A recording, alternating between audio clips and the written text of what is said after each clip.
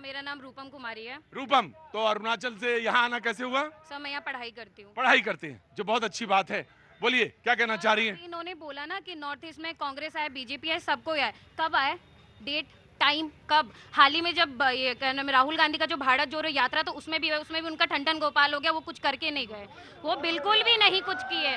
जब बीजेपी भी वो आए थे तो बीजेपी भली वो किए हैं, मैं मानती हूँ करती, लेकिन अभी भी उनका सरकार करते हैं, लेकिन सामने से नहीं करते, अंदर अंदर करते। लेकिन कांग्रेस ऐसा है, वो आकर के मुंह दिखा करके प्रचार करके बस चले जाते, चाय समोसा खा करके बस ऐसे करते और कुछ नहीं करते हैं, यही करते हैं बस। और नॉर्थ ईस्ट आज के डेट में लोग अभी भी नॉर्थ ईस्ट को क्यों पीछे समझते हैं, जबकि वो इंडिया का पार्ट है।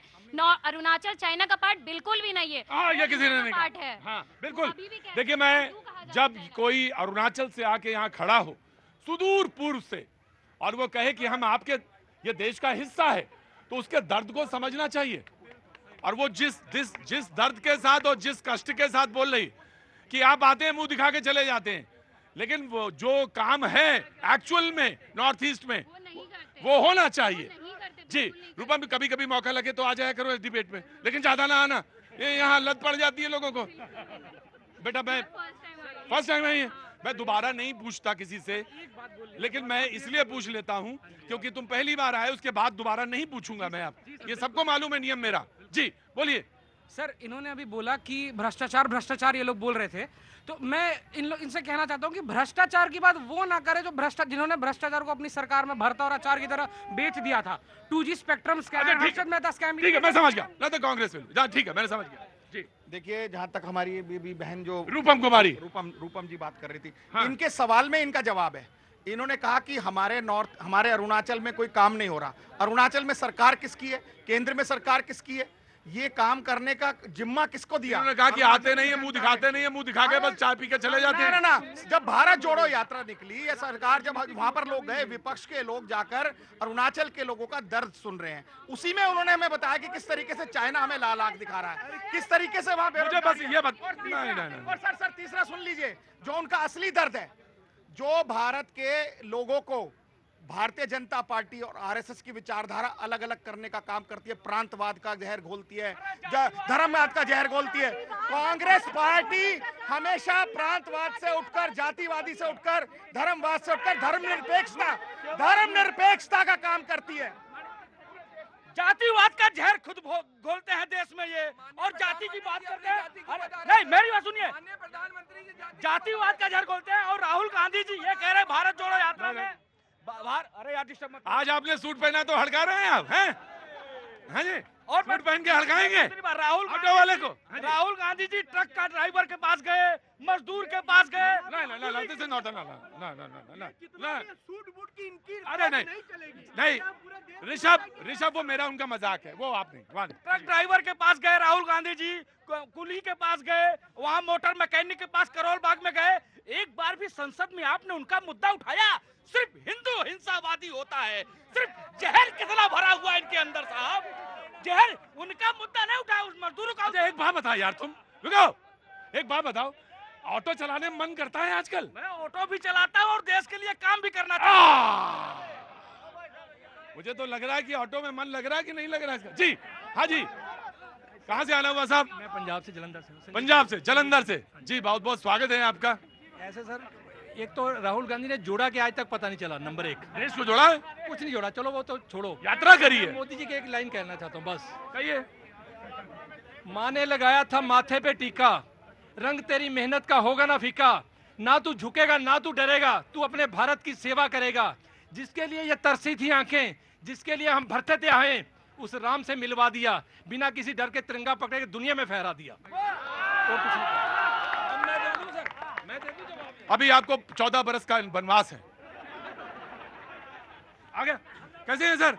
जनाब आप इतनी अच्छी बातें कर रहे हैं, एजुकेशन के ऊपर कोई बात नहीं कर रहा। सर आपका इंतजार कर रहे थे हम। अरे आपका इंतजार कर रहे थे, आप कहाँ थे? मैं यही ओ मेरे अभिमन्यु, कोई बात नहीं, आ गया। ये जो बीच बीच में आते हैं ना, कभी कभी कहीं आपने पता नहीं रामचरितमानस सुनी या नहीं सुनी। आगे सुनिए मेरी बात, उम्र में आप हमसे बड़े हैं, तजुर्बा मेरा भी थोड़ा हाई है ठीक ठाक। तो रामचरितमानस हो रही थी, वो बीच में कहीं से जुड़ गया, बोले वो वाला प्रसंग निकल गया, बोले वो तो निकल गया, बोले ओए हाय आप देर से आए हुजूर, आप थोड़ा पहले आया करिए। क्या नाम है साहब आपका? अरुण। अरुण जी। हाँ जी। और अरुण जी क्या काम करते हैं? मैं रिटायर्ड हूँ, मौज कर रहा हूँ। तो गुरुजी ये जो मौज में एजुकेशन वाला मुद्दा है, अरे गुरुजी आ रहा हूं, ये जो मौज में सवाल पूछा जाएगा, मैं आपसे एक सवाल पूछूं, आप मुझे बताइए कितने बच्चों को आप पढ़ाने के लिए उपक्रम करते हैं, कितने बच्चों को पढ़ाते हैं? मैं पढ़ाता हूँ बच्चों को। झूठ ना बोलिएगा। अगर कोई साइकोलॉजिस्ट बैठा होता तो जो सवाल का गया और जो इन्होंने ऊपर से नीचे लिया, मैं इनको दोष नहीं दे रहा हूं, इनका दोष है भी नहीं। ये डिबेट ऐसी बन गई है आजकल कि सिर्फ बोलने के लिए है। पंडित वही जो गाल बजाया, मैं वही हूं इसलिए गाल बजा रहा हूं, कुछ कहने के लिए। अगर आप अरुण जी, मजाक नहीं हो रहा ये, और ये मजाक नहीं और ना इसको मजाक समझिएगा। अगर आप दो बच्चों को, दो ना करिए, एक बच्चे को लाइए, खड़ा करिए मेरे सामने कि अरुण जी कह रहे हैं ये बच्चे को मैंने पढ़ाने की जिम्मेदारी ली है, या इस स्कूल में मैं जाता हूं, पैसे नहीं खर्च करने की जरूरत, इस स्कूल में मैं गया, गवर्नमेंट स्कूल में, वहां के प्रिंसिपल से मैंने बात करी और मैंने कहा कि मैं कुछ 15 मिनट 20 मिनट में बच्चों के साथ बांटना चाहता हूं अपने अनुभव। आप देखिए सरकारी स्कूलों में बच्चों के लिए भीड़ लगने लगेगी। हम जाना नहीं चाहते, हम बात करना चाहते हैं। अरे आप कोशिश तो करिए अरुण जी, वैसे आप बहुत अच्छे आदमी हैं, मैं सुनूंगा आपकी बात अरुण जी। करप्शन के ऊपर आप बात नहीं करते। 40% ऑफ द मिनिस्टर्स और मोर आर करप्ट। आप इनसे क्या उम्मीद करेंगे? करप्शन कैसे हटाएंगे ये? आप इंफ्रास्ट्रक्चर में क्या? मैं बताऊंगा कैसे बताएंगे, हम बताते हैं करप्शन। लो अरुण जी और ले लो, छेड़ रहे हो मैं काम खा के बरैया छत्ता में कि करप्शन की बात नहीं करते। करता हूं मैं करप्शन की बात। सीखा किसका हूं? बेटा किसका हूं? अरुण जी आप ही का तो हूं मैं। आप कहते हो चोरी करना सिखाते हो मुझे, पर्ची पे काम करवा रहे थे, जीएसटी ना भरना पड़े, और कहते हो करप्शन नहीं हो रहा है। करप्शन हो रहा है। पर्ची से काम करवाओगे, जीएसटी भरवाओगे नहीं, और कहोगे 4 दुकानदार ऐसे निकाल दे बेटा। अरुण जी नहीं है आप, मालूम है गुप्ता जी, आपके सामने तो आया था ना करप्शन वाला कि चाहे तो नसबंदी करवा लो और चाहे टैक्स भर दो। आपने क्या किया? टैक्स भरा, नसबंदी नहीं करवाई। करप्शन की बात क्या करोगे हमसे तुम? जी बोलो समाजवादी। देखिए मैं कह रहा था, अभी बात चल रही थी मणिपुर की, बात कर लेते हैं। मणिपुर में तो भैया आपकी सरकार है, राज्य सरकार थी। एक बात बताओ। हाँ। गजब आदमी हो यार। क्यों? आप सुनना नहीं चाहते? नहीं हम सुनना चाहते हैं, क्योंकि हम मीडिया है, हम सुनना चाहेंगे, लेकिन वो नहीं दिखाई दे रहा था जो मार हंटर बंगाल में जवान है।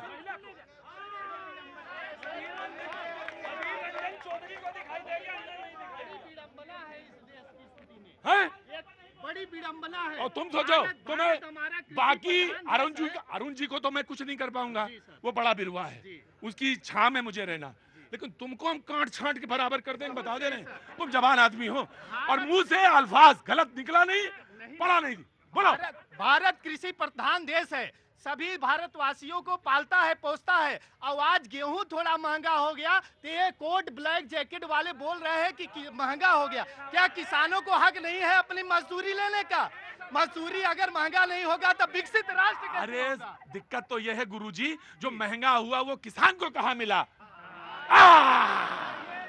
अरुण जी, अरे जो महंगा हुआ वो तो खा गए अरुण जी, वो किसान को कहाँ मिला? वो खा गए अरुण जी। और मैं अरुण जी का बेटा, सारी ईमानदारी के पाठ तो मुझे ही पढ़ाने हैं। मौका मुझे नहीं मिला है अभी तक, जिस दिन मौका मुझे मिलेगा